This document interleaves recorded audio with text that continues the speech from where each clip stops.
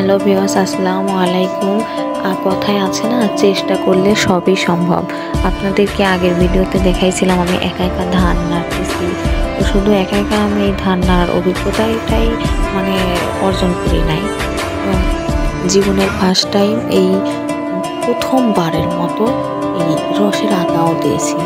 এটা রসের চুলা তেমনভাবে ভালোভাবে পাই নাই, তবে দিয়েছি যে একটু এরকম মানে ঠিক হয় নাই, আরও ডলতে হবে মাথা দিয়ে। তো ঠিক হয় নাই, তার জন্য এই পাশ দিয়ে সব ছাই মাটি এগুলো সব দিচ্ছিলাম, দিয়ে যে ডাম আমি একা একাই বসাইছি।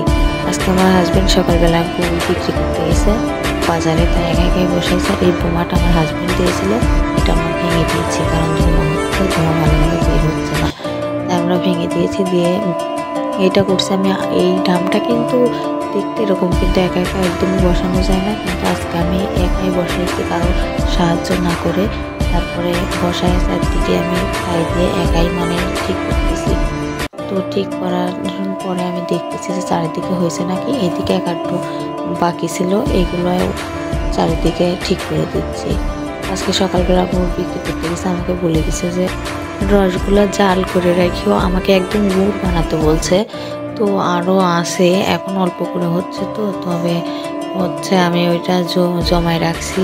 এই ফেনা উঠে একটা ফেনার পরে ওইটা জমায় রাখছি, তাই পরে করব। তার জন্য ঢেলে ঢেলে রাখি একটা ড্রামে জড়ো করছি।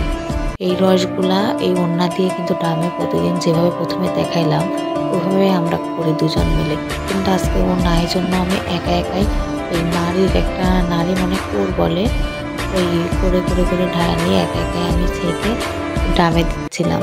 দেওয়ার পরে ছোলা টোলা ছিল বাইরে ওইদিকে বাগানে, একা একাই খড়ি টড়ি সব ঠিক রাখছিলাম, আলগা করে সব কিছু নিয়ে নাড়ার জন্য হাতনা নিয়ে আসলাম। নিয়ে এসে একা একাই আঁকা ধরায়া আমি এখন জাল ধরাই দেবো। আমার হাজব্যান্ডও কিন্তু এই প্রথমবার গাছ লাগাচ্ছে, তো চেষ্টা করলে সবই সম্ভব ভাই, একটু নিজের হাত পা নাড়াইতে হবে, তাহলে সব কিছুই সম্ভব।